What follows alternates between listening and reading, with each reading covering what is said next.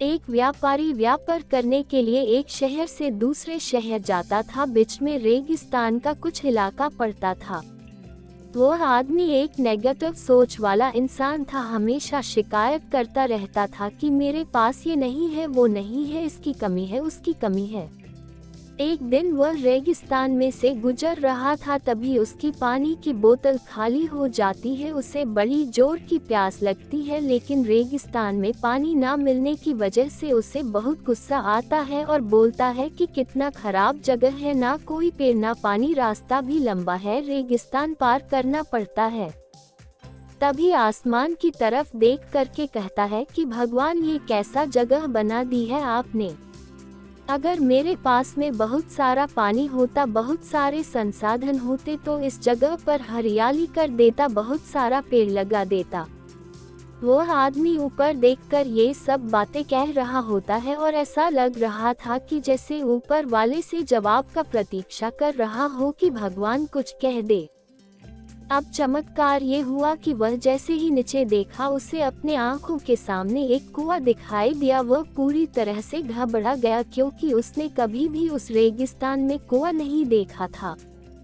वह कुएं के पास पहुंचा और देखा कि कुआं पूरी तरह पानी से भरा हुआ है, परंतु वह आदमी नेगेटिव सोच वाला था और हमेशा शिकायत करता रहता था। और फिर से आसमान की तरफ देखते हुए बोला, भगवान, पानी से भरा हुआ कुआं तो दे दिया, लेकिन पानी निकलूंगा कैसे। तो इस बार जब वह नीचे देखा तो फिर से चमत्कार हुआ। उसे कुएं के पास रस्सी और बाल्टी दिखाई दी, लेकिन आदमी फिर से ऊपर देखा और बोला, भगवान, अब इस पानी को ले जाऊंगा कैसे।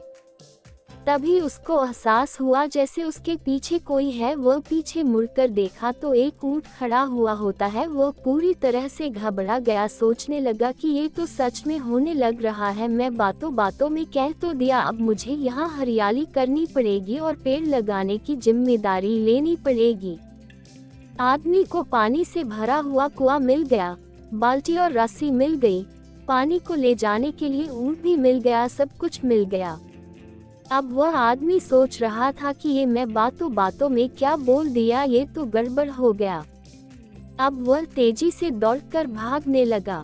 वह भाग रहा था, उस जिम्मेदारी से बच रहा था। तभी एक कागज उड़ते हुए आया और इसके शरीर से चिपक गया। उसने जब उस कागज को देखा तो उस पर लिखा हुआ था कि मैंने तुम्हें पानी दिया, कुआं दिया, रस्सी और बाल्टी दिया, पानी को ले जाने के लिए साधन दिया, फिर भी क्यों बचकर भाग रहे हो। उस आदमी को लगा कि मेरे साथ पता नहीं क्या हो रहा है। वह दौड़ते दौड़ते रेगिस्तान को पार कर लिया, लेकिन उस रेगिस्तान को हरा भरा नहीं बनाया।